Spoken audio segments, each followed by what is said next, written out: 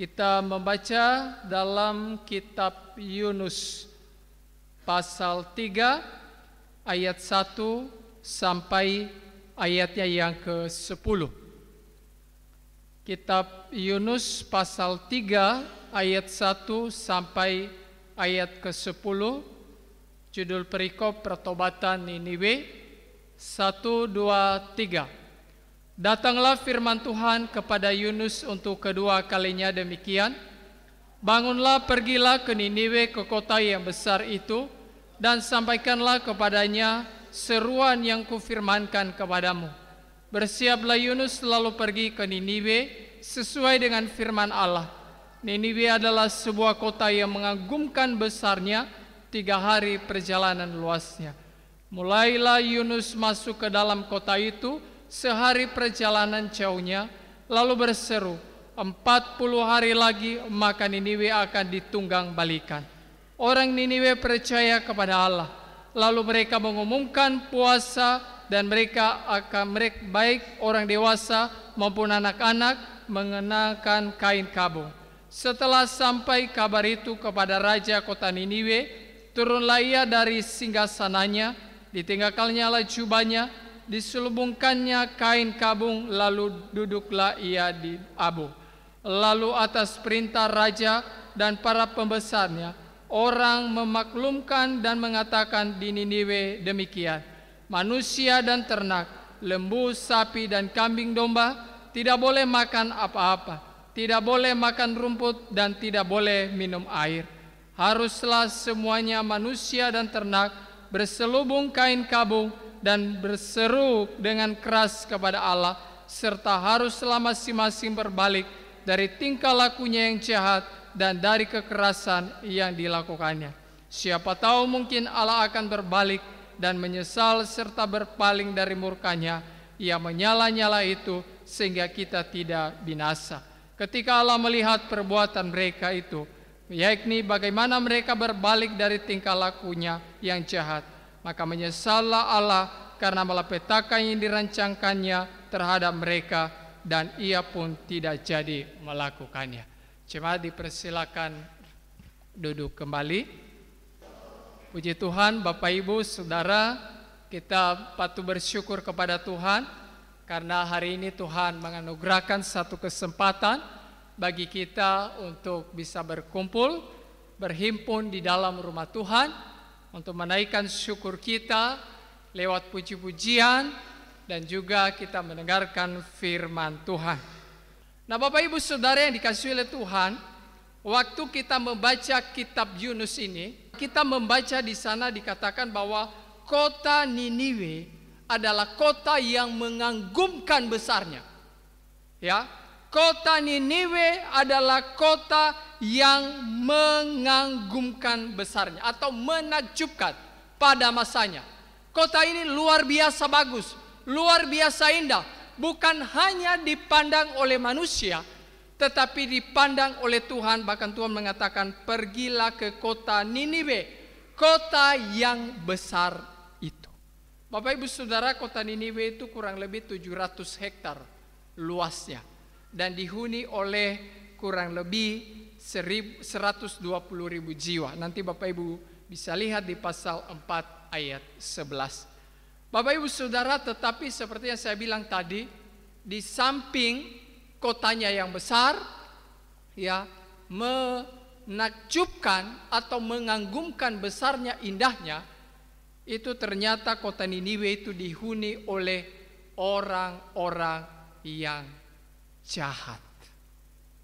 Ya, dari segi fisik Tuhan melihat bahwa kota itu begitu besar, tetapi dari sisi lain dia melihat bahwa perilaku penduduk kota itu ditinggalin oleh orang-orang yang jahat. Itu sebabnya Bapak Ibu Saudara, ketika Tuhan mengirim Yunus pergi, dia pun tidak mau pergi.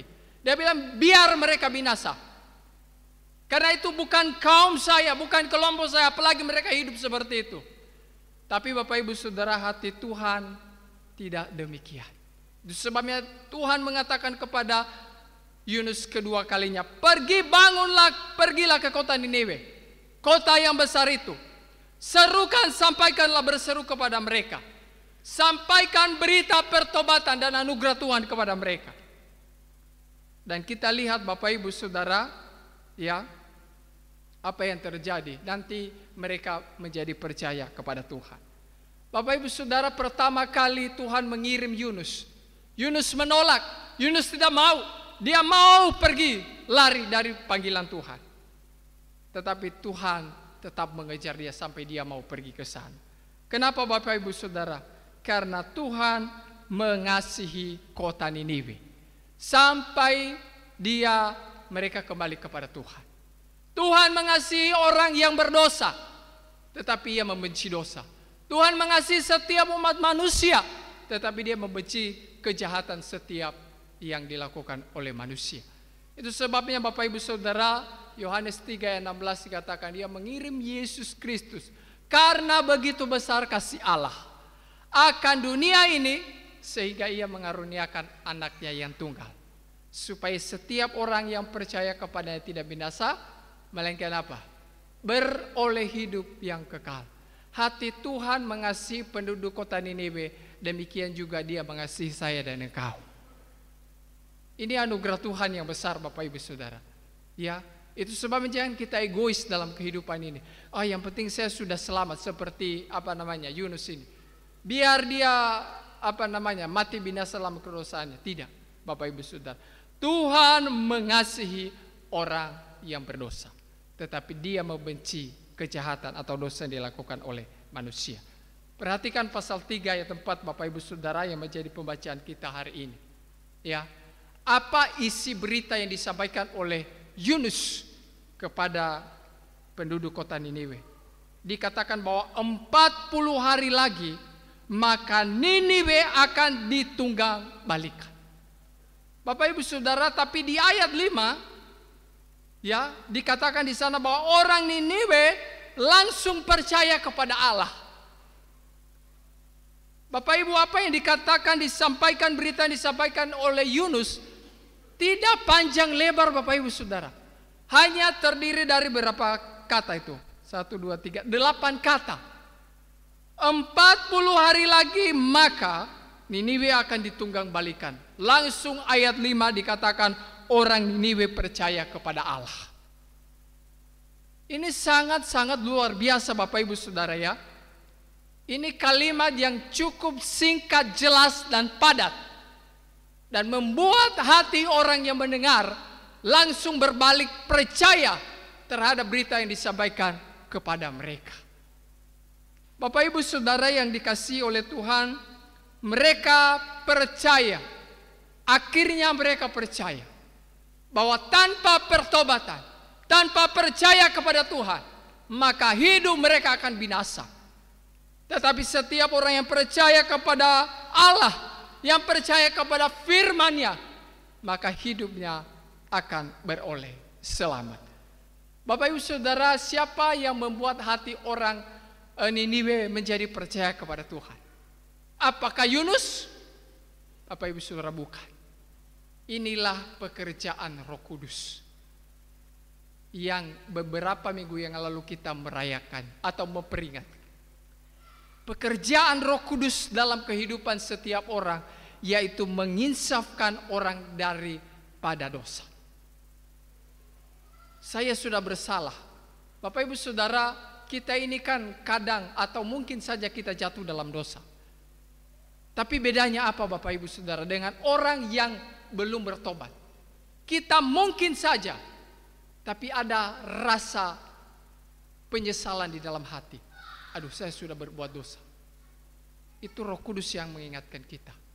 Tetapi orang yang belum bertobat, dia melakukan kejahatan yang sama, tetap tidak ada teguran di dalam hati.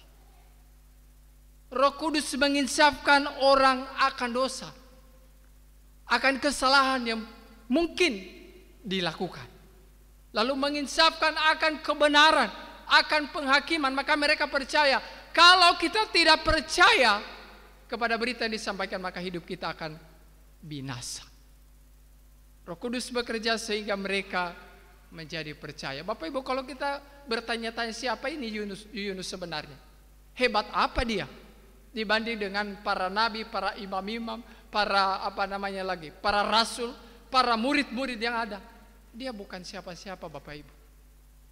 Dia hanya orang biasa. Tetapi kalau Roh Kudus bekerja memakai orang itu, apalagi Tuhan yang memakai dia, maka yang mustahil akan menjadi mungkin. Yang tidak bisa menurut manusia akan menjadi bisa. Amin. Itu yang harus kita percayai. Maka Bapak Ibu Saudara, kalau Tuhan memakai Bapak Ibu dan saya, jangan berkata saya tidak bisa.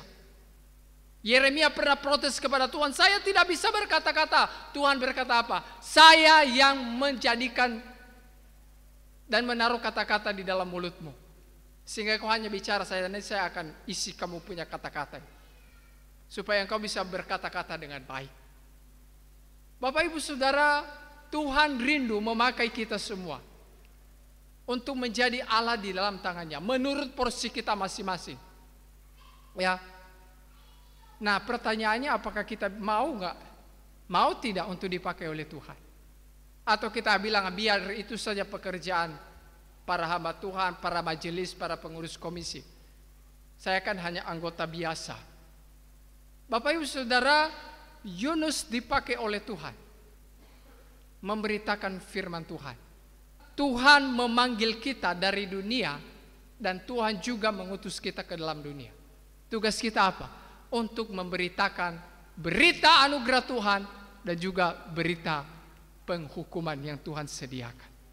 Bapak Ibu, sebelum Tuhan Yesus naik ke surga, di ibadah pencurahan Roh Kudus kemarin kita telah mendengarkan firman Tuhan di Kisah Para Rasul pasal 1 ayat 8. Dikatakan bahwa tetapi kamu akan menerima kuasa kalau Roh Kudus turun atas kamu, dan kamu akan menjadi saksiku.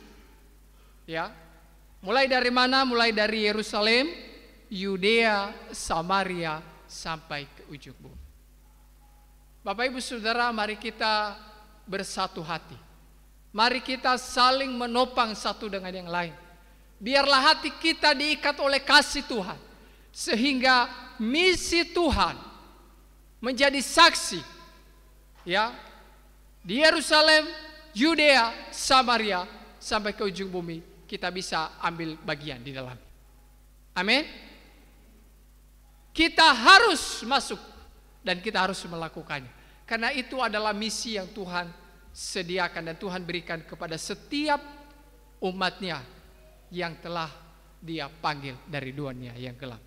NKI 147. Ini lagu yang sangat bagus. Sabdalah Tuhanku, lihatlah selebar-lebar benda, musim mengetam telah tibalah. Tuhan panggil dikau dan mengundang, maukah kau jadi pengantemnya? Sabdalah Tuhanku, rela ku pergi dan bekerja, suruhlah Tuhanku, apa pesanku turutlah. Bapak Ibu Saudara, Tuhan memberikan tanggung jawab kepada kita untuk menjadi saksi dari keluarga kita, dari lingkungan kita, dan sampai menyebar ke seluruh dunia. Bapak Ibu Saudara, tugas kita itu menyampaikan. Perkara mereka percaya tidak percaya itu nanti pekerjaan Roh Kudus. Apa respon orang Niniwe terhadap kalimat apa yang disampaikan oleh Yunus kepada mereka? Ayat 5 dikatakan bahwa orang Niniwe percaya kepada Allah. Orang Niniwe percaya kepada Allah, dan mereka menyerukan satu pertobatan, dibuktikan dengan mereka semua berpuasa. Ya, bahkan dikatakan di situ ketika berita itu sampai kepada raja pembesar kota Niniwe, dia turun dari singgasananya. Dia duduk di atas abu, dia mengenakan kain kabung, dan dia meratap atas dosa-dosanya. Bapak Ibu Saudara, perhatikan di sini. Ya. Mereka berapa kali dengar firman Tuhan. Bagaimana setiap orang yang ada sekarang ini, yang sudah berkali-kali sepanjang hidupnya dia dengar firman Tuhan, tapi belum juga ada perubahan pertobatan terjadi dalam kehidupan. Bapak Ibu Saudara, kain kabo dan duduk di atas tubuh itu menandakan bahwa ada penyesalan terhadap apa yang telah dilakukan, yang tidak benar, yang tidak sesuai dengan apa yang Tuhan kehendaki. Dari raja sampai binatang-binatang merendahkan diri di hadapan Tuhan. Bapak Ibu Saudara, satu kali mendengar firman Tuhan, mereka langsung bertobat, percaya kepada Tuhan. Bagaimana dengan kita hari ini? Setiap kali kita mendengar firman Tuhan, sekali seminggu, dalam ibadah keluarga, dalam ibadah komisi-komisi yang ada, apakah firman Tuhan yang kita dengar membuat hati kita tambah percaya kepada Tuhan, atau justru masih kita khawatir-khawatir? Bapak Ibu Saudara, di ayat terakhir, karena penduduk kota Niniwe menerima berita yang disampaikan oleh Yunus kepada mereka, maka dikatakan di situ Tuhan tidak jadi melakukan apa yang telah direncanakan, atau Tuhan tidak jadi menghukum penduduk kota Niniwe karena mereka berbalik kepada Tuhan. Bapak Ibu Saudara yang Tuhan Yesus kasihi, di dalam 1 Yohanes pasal 1 ayat 9 dikatakan bahwa jika kita mengaku dosa kita, maka Ia adalah setia dan adil, sehingga Ia akan mengampuni segala dosa kita dan menyucikan kita dari segala kesalahan kita. Artinya bahwa anugerah Tuhan akan tersedia bagi setiap pribadi orang yang mengaku dosa di hadapan Tuhan, menyesal dan tidak akan mengulangi lagi. Tetapi penghukuman Tuhan akan tersedia bagi mereka yang menolak firman-Nya, yang menolak berita firman Tuhan disampaikan oleh para hamba Tuhan, para utusan-utusan Injil atau para misionaris. Bapak Ibu Saudara, Tuhan Yesus mengatakan begini, yang berbahagia itu adalah mereka yang telah mendengar dan melakukan firman Tuhan. Bapak Ibu, apa yang telah kita dengar selama ini dari firman Tuhan, mari kita lakukan. Karena ketika kita melakukan, kita disebut orang yang berbahagia. Kiranya Tuhan memberkati kita. Kita berdoa.